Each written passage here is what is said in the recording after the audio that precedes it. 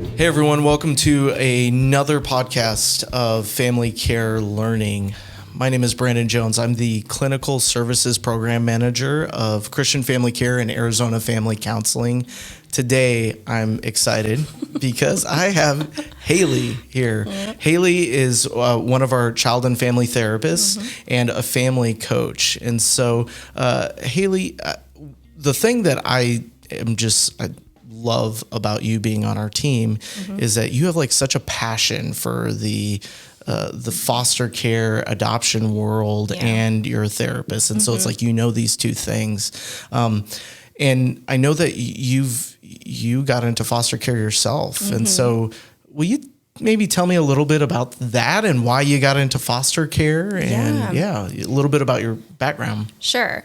Well, when I was going back to school for my master's to become a therapist, my parents, after myself and my siblings all left the house, decided that they wanted to start fostering. So they took in a kiddo pretty quickly as I was in my master's program, and just got to know her really well, kind of got to learn the system a little bit through them. We're able to do respite for them at times. So as I was educating myself and getting all this training about, trauma and some of my courses and even play therapy, I was like, this would be something I would be interested in pursuing, but with specifically this population. So that is kind of where the idea started. And then soon after that, got an intern here, which was really cool. And that, I think, was kind of when everything just was like, wow, this is what I feel like God is calling me to, both, personally and professionally. And so a little bit after that, my husband and I decided that we would foster as well, and just kind of dive into that ministry. And we both love it. It's definitely hard. And I would say that there's been a lot of messiness that comes with it, but I 100% would do it again. Yeah. That's so awesome. And so knowing a little bit about your story, and this was, so you had, how long ago was this about, like, that you started the whole foster care thing? About almost 2 years ago that we started. Ago. Yeah. Okay. So in the spring. So you've been doing it for a while. You've been in it for a little while. Right. And so just, would you share a little bit about your experience in foster care? Like, what was that like? What was, how was that for you? Yeah. Well, I will admit, even though I worked here and worked with kids that, have gone through trauma and training, I entered really very naive to what was going to be like being an actual foster parent. Yeah. And I was also one of the people that I saw my parents doing it, was really involved. So I was like, I think I have a general grasp of what this is going to look like. But I don't even think the trainings or experiences like that could really prepare me for what I was about to enter with foster care. We did take in 2 kiddos for our first placement. I don't know if I would recommend that to everybody, being like, we'll just take 2, and we took 2 under 2. So it was like just kind of chaotic for a long time. And do you have any kids at home? No. 0 to now you're juggling babies. Yes. Okay. Yeah. My husband and I both felt like for the season that we were in, we could really give a lot of attention to just foster kiddos. So this was kind of a, experience of just a good time frame for us. So we went from like no kids to 2 kids under 2 who never slept. It just was all sorts of behaviors. So it was, it was a wild ride for sure. So, but, and they were with us for a really long time too. So they were with us for almost a year and a half. Wow. So got to know them really well, got to see them, grow and thrive and make a ton of improvements, just both with emotionally and, just even processing the loss and still having connection with their parents, but obviously in a different role. So, it was definitely a crazy year for sure. So when you set out, like you and your husband, you're going, I think God wants us to do this. Did you have any like specific kind of goals, or like, there's like, we're doing it for this, like that was a strong motivating factor for you, or kind of the ideals that you were working towards? Yeah. I think my husband and I both kind of entered this with similar mindsets, but also a little bit different too. We process a little bit differently. I know he was also really close to the kiddos that my parents took in. But for him, I think we actually had, we went to like a foster care information class at church. And that was kind of when he was like, wow, I think I really want to pursue this. And for me, I also felt the same way, wanted to pursue it, but also with interning here and working here, I just felt like I noticed that so many kids that were just making these amazing improvements were ones that the parents were willing to come in, learn what we were doing in the therapy sessions and apply them at home, and were willing to get attached to these kids knowing that that loss could be detrimental or so hard for them, but they were willing to do that so these kids could transition well back into their bio home or wherever they were going to go next, and be willing to attach to another caregiver. And so I think for me, that was a big motivator too, is feeling like, here I am seeing all these things that we're applying in therapy. If I can apply this in my home with my husband, who's an incredible person, who I know would be willing to educate himself, learn of ways, get attached, I think we could really be a blessing to kids in that sense. So I just felt like that was another way that I could help kids outside of work. And so is that it sounds like you're entering into this not to build your family, but you're going, I really want to reunify these kiddos. Like I want to be a support for them as long as they need. Yeah. And so how did that play out for you in this specific placement? Yeah. So that again was like a really good mindset to think of. And then as you come in and you do get attached to them, it is kind of like, oh, this is going to be really hard. And there are times where, selfishly you're thinking, oh, I'm such a good parent, they should really stay with me. Yes. Or, my husband's like incredible. So, honestly, if it went to severance, it would probably be, for the kids' best interest. Cause I think that we, are providing a great home for them. So there's definitely like, some of those feelings that came in with it. Like I said, we were really pro reunification too, especially one of the little kiddos in our home. She was really upset to leave parents, and transitioning back and forth between visits was so hard for her, and it was heartbreaking, to see her have to leave them. So especially even after those, we'd be like, oh my gosh, we need to, really try to co-parent as well as we can. We need to do whatever we can to build a relationship for this little girl's sake, because she really, you can tell, is bonded to them. Whether or not it's a healthy attachment, there's still nonetheless a bond.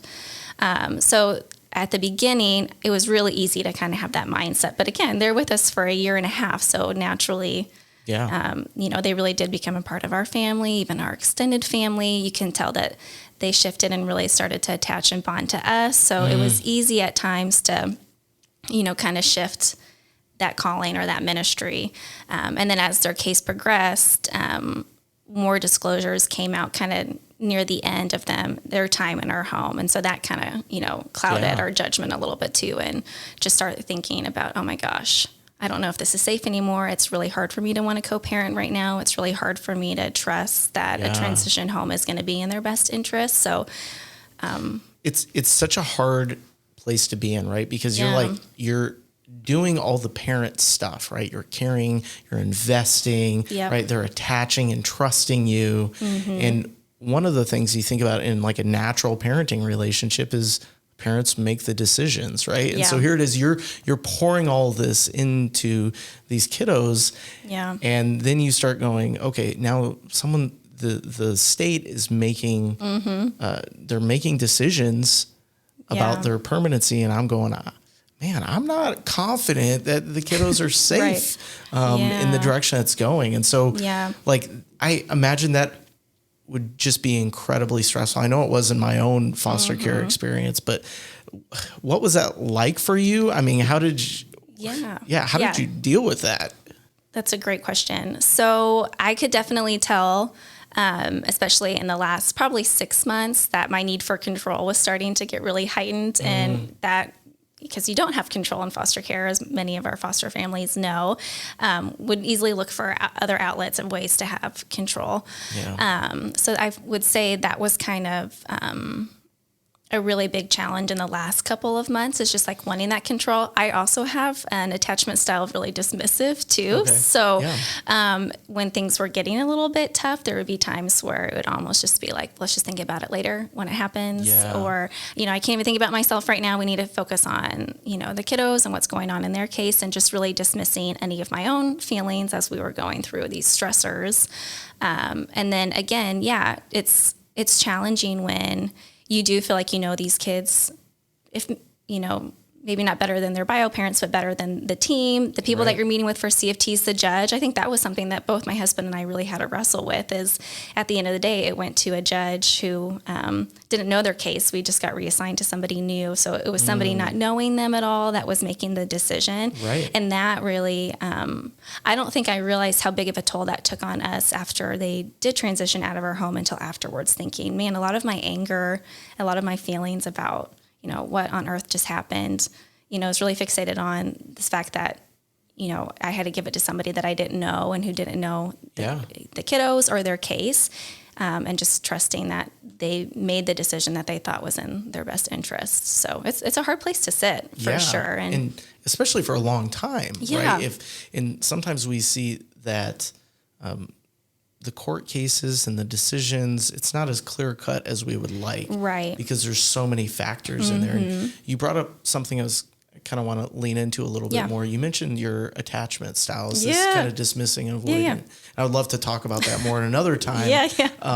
But as you mentioned, like the dismissing, avoiding, kind of they avoid, right? And they're just, I'm going to power through it. And the great thing is like, well, you can probably do that for a little while. And so for the temporary, but for the long term, it's like, it's really hard to keep avoiding that. And so was there a point in that 18 months where you're kind of going, okay, I've been trying to dismiss and avoid, but now it's just weighing too heavily on me? Yeah. Oh, that's a great question.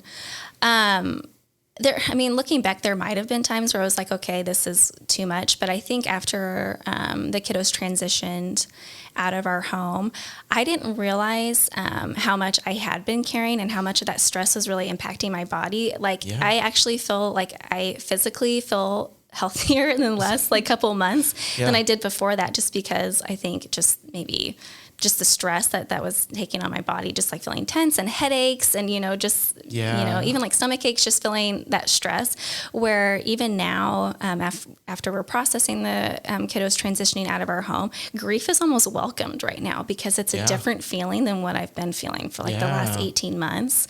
And to not have that stress, but to be able to just actually release and grieve and cry and has actually been really therapeutic in its own way. So I don't know if that answers your question, but it's almost this kind of counterintuitive because for certain attachment styles, you're like, run from this, push forward, and to really kind of work through it and heal from it, you kind of got to sit in it and wrestle with it a little bit. And that actually is a healthy thing. And I think a lot of our families, I know you and I went to a training this summer, that was one of the things that we learned at that training, is that the majority of our foster families do have a dismissive attachment style.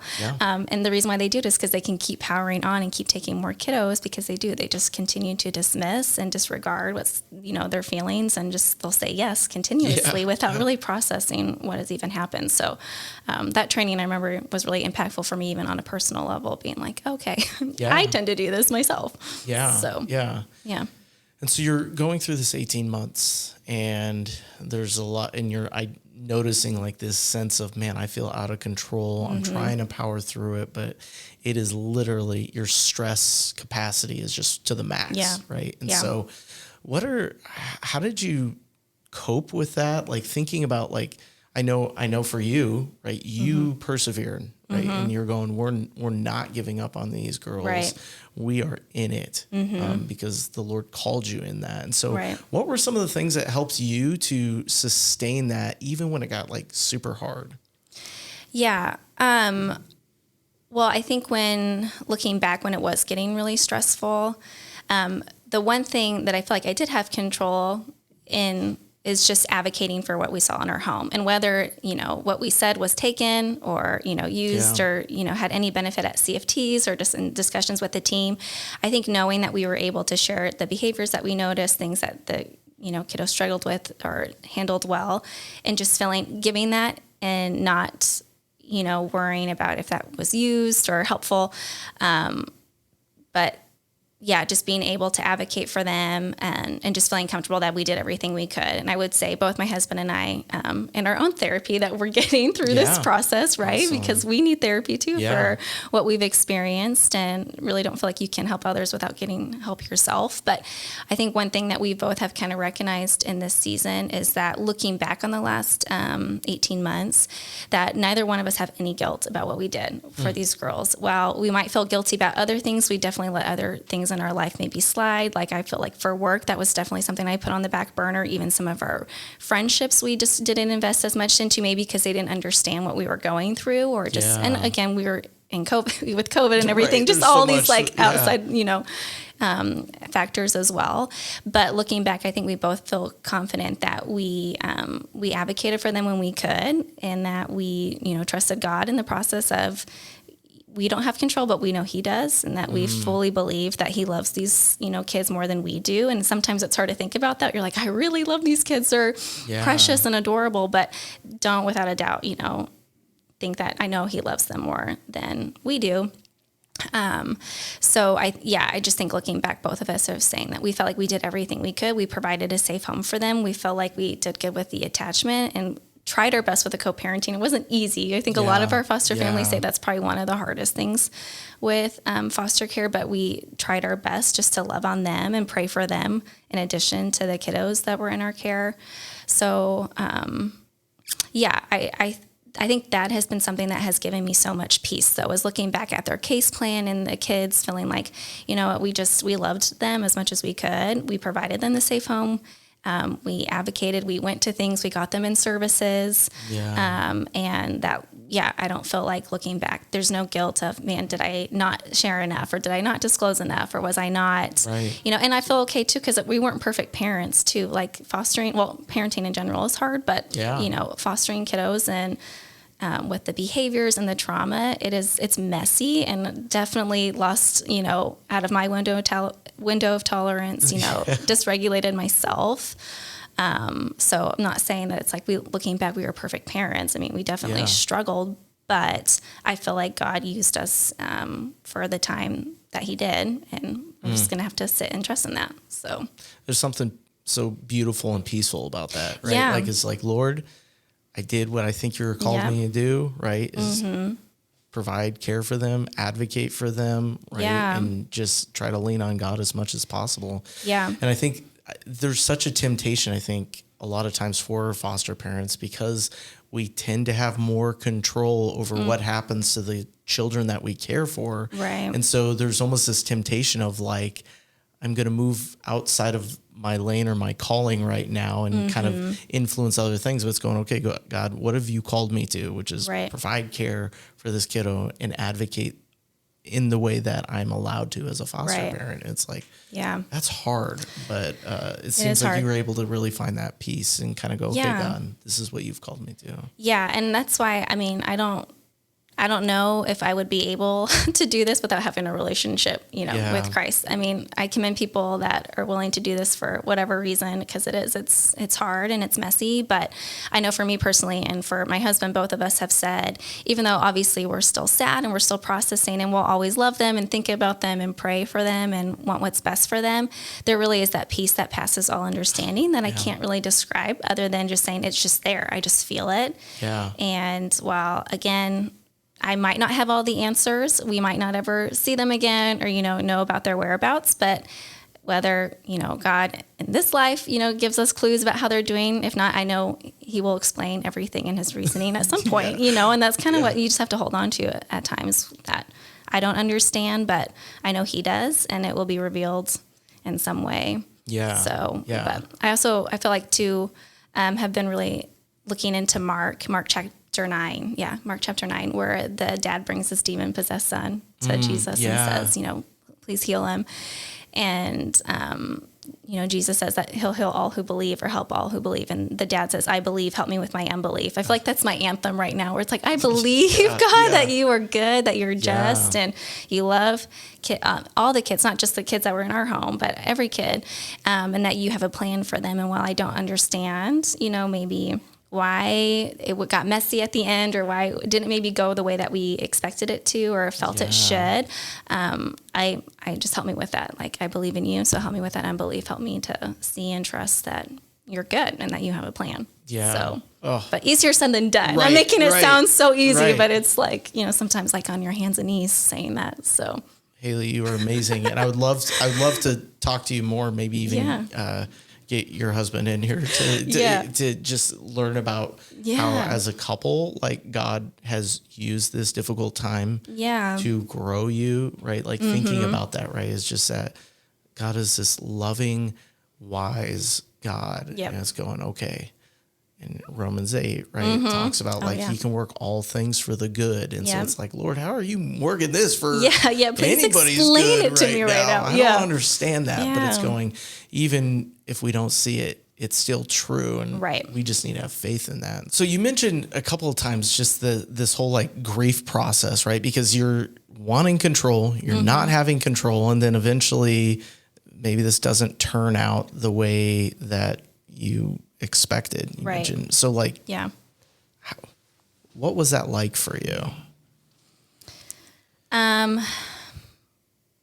Well, I feel like for me and my husband, we both process it very differently where, again, and he also has a dismissive personality too. So it seemed like at times, like I remember, and again, I mean, our case too kind of got a little crazy. So I wouldn't say this maybe would be how everybody, but we were unfortunately one of those scenarios where you get a call and the kids are getting like literally DCS is like on their way to come get them, so there definitely felt like that denial piece was like, heightened a little bit. Cause it was like, we're both kind of dismissing it. And then literally you're getting a call, judge made their decision. So we got to come, we got to come get them. And you're just kind of like a little bit in that shock factor of like, did they really say that? Or can they really do that?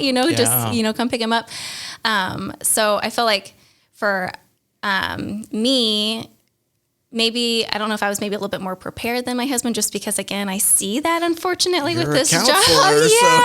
And unfortunately, it's not the first time I've heard of situations like that. So I think for me, it was kind of like, even I remember that day, he's just kind of shocked, like, oh my goodness, what are we going to do? We have so many hours. I just want to like love on them and like pray for them and everything. And then I'm going totally like into almost like a bargaining mode. I'm like emailing the parents their schedule, saying like, please let me know if you need help with anything. This is what they like. This is what they don't like. Just trying to find any way to like make, this transition as smooth as possible, even asking DCS, is there any way that we can be involved in the transition just so it's like sweet, goodbye, not just you're getting picked up by somebody random. Right. So I feel like for both of us initially, that was kind of the response, was like somebody's in shock, the other person's just like going into game mode, and I think I remember even my husband at one point being like, just send the email later. Like, it's okay. Like, reach out to them later. Like, just enjoy this moment. And then for me, I was like, if I don't do this, like, they're going to be so scared. You know what I mean? So I feel like we experienced a little bit of that where initially, but then following that, I think I'm one that tends to sit in that anger stage for like a really long time, So, and I definitely my husband too, but we also express our anger very differently too, where I'm kind of the one that, I'll be all over the place. I'll like be processing out loud and it's like, what is going on with her? She's like here, then she's here, then she's here. So, so I think just sitting in anger for a little bit. And like I said, my husband is a little bit more of an internalizer too with that type of stuff. So kind of going through that process. And then again, just going through all the different stages of grief where you kind of reflect, is there anything I could have done differently? Bargaining, right? That bargaining stage for sure. And just feeling like, did we, transition them well? Did we, do enough in our home, which I kind of talked about earlier, feeling like after processing, being able to work through that. But I wouldn't even say we're really to the point of, acceptance or even really past those first three stages, to be honest with you, because we are just still, it's still kind of shocking when you look back and think about it. It's like, that was kind of a crazy transition. That wasn't ideal. Or, just again, we talked earlier about, judges and people making decisions for kids that they don't know. So then that kind of goes back to that anger stage of why on earth, would God do that? You know what I mean? Or why is the system this way? Is the system flawed? Did they not communicate well enough or present well enough, the case?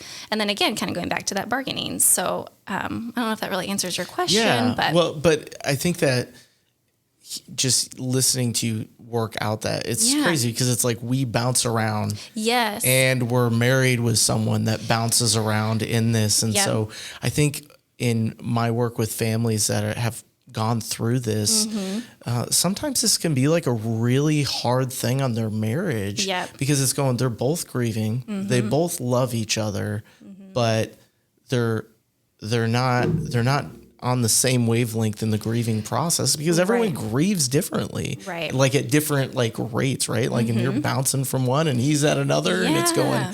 I think a lot of times it can probably feel like you don't understand me Right. or you Yeah. can kind of put a negative light sometimes on our spouse with Yep. they're not doing it like For me. sure. So I'm kind of mad at you. about that. Yeah. Or they're not meeting my needs, right? Right. And that's what, Oh, yeah. yeah. And I think my husband and I have definitely felt that too. And then also working with a lot of our families, here, just as a parent coach, seeing that too, where it is. And, somebody's maybe ready to even get thrown back into the ministry, right? Yeah. Somebody's like, I'm ready. I feel like, I want my home to be, a blessing to others. And then there's the other spouse that's like, I don't know if I want to do this again. Right, You know what I mean? yeah. And then it almost causes this resentment of like, but this is what we're being asked to do. And it's like, well, I don't know if I can continue. And that's really hard, I think, for a lot of our families to wrestle with too. Yeah. Of then why would God, call us to do this? And why would he make it so hard that now we don't want to help kids? Right. So I feel like I've seen that a lot with families that I've worked with and even families I've connected with personally. So it's challenging and Yeah. it's a lot to think about as you're grieving. As you're grieving, right? Or yeah. kind of keeping everything together with the Yeah. kiddos, right? Because sometimes I imagine, especially this back and forth with the judge, I know in your case, you I mentioned know. to me where you're like, Brandon, the judge says the girls are going home. Yep. And then like a week later, it's like, well, not yet. Yeah, though, they're still here. Right? And then it's like, oh, they're going home probably Yep. today or tomorrow. Yep.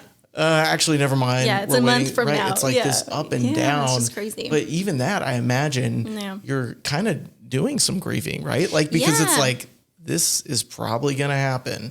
Yeah. And there's that, I think it's called anticipatory grief, right? Yeah. Where it's like, I'm anticipating something happening. So I'm already starting to work through that Yeah. grief process. Yeah. And I know for me, because you and the rest of our team was so gracious, because I would like come into work being like, okay, we're saying bye to them. And then it'd be Yeah. like, nope, they're still here for a lengthy amount of time. But I know for me, it was really easy to get stuck in that bargaining stage for Yeah. that too, because it's like, well, now we have this window open of they're not going yet. They want all this information. So what can I do to, ensure safety or ensure that the judge really knows, what they're signing on for or what they're, saying yes or no to.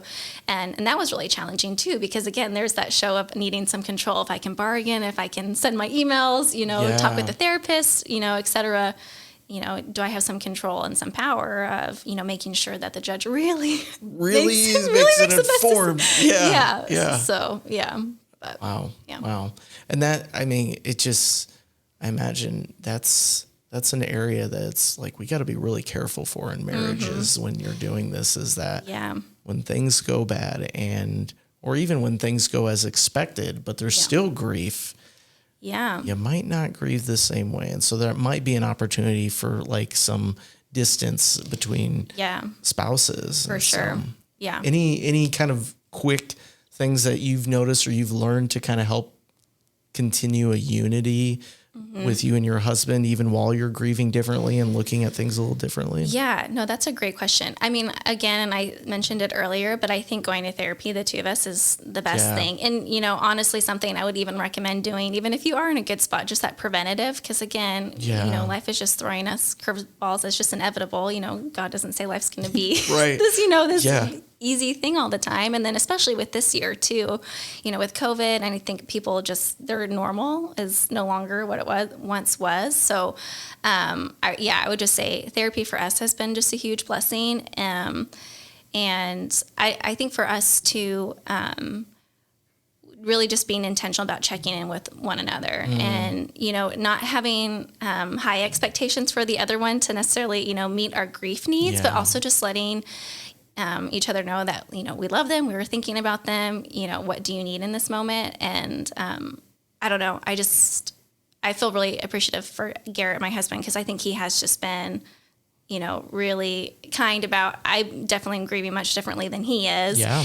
but not just saying, I can tell that you're having whatever day that you're having. So like, what do you need? And just being willing to, just kind of meet that person in their grief and not have all these expectations that you need to meet my needs, but just saying like, I noticed this about myself today, really just helping the other person say like, I just noticed I was just a little bit more lazier today. You know what I mean? Yeah. Like I just didn't feel motivated to do anything. It's like, okay, well maybe is that the grief, or do you want to just stay home today? It's a weekend, not do anything and just relax? Or should we try to go out, and go for a walk or go do something? And, just having those even conversations I think are helpful. Just checking in, I guess, with each other. So yeah, it kind of feels like I think about just like this air of grace that you have with one another, knowing like we're both going through a hard thing right now, and you would probably, if you could, be more supportive to one another, but because you're both going through it, it's like, ooh, that makes it hard. Yeah. And like I said, and if, maybe at a different time, if he, comes, we can talk about it a little bit more too. Cause I definitely think for him as the husband, as the man of the house too, that has definitely, maybe caused a little bit more to his grief too, and feeling this, kind of this protective and this is my family. What, do I need to do to make sure that my family is okay? Yeah. And just being strong, for me and even for the kiddos that left our home too, there was that role, that dad role that he played, and he still is a, dad, but it's a different type of, relationship now. So what does that look like? So, yeah. Haley, thank you so much for just opening up a little bit and sharing your personal story. And I think one of the things I just appreciate so much about you being on the team, right, is that you take your personal experience and all this incredible professional training that you have, right? And as you support families as they come, it's just such incredible, the work that you do with families. And so thank you for what you're doing. Thank you. And if you're listening to this and you're going, yep, I'm like in that grief stage right now, or man, I'm really struggling with my spouse and kind of being on the same page, please do not hesitate to reach out to Christian Family Care. We have a Arizona Family Counseling website. That's our clinical department website. And so we would love to support you in your marriage as you're going through this.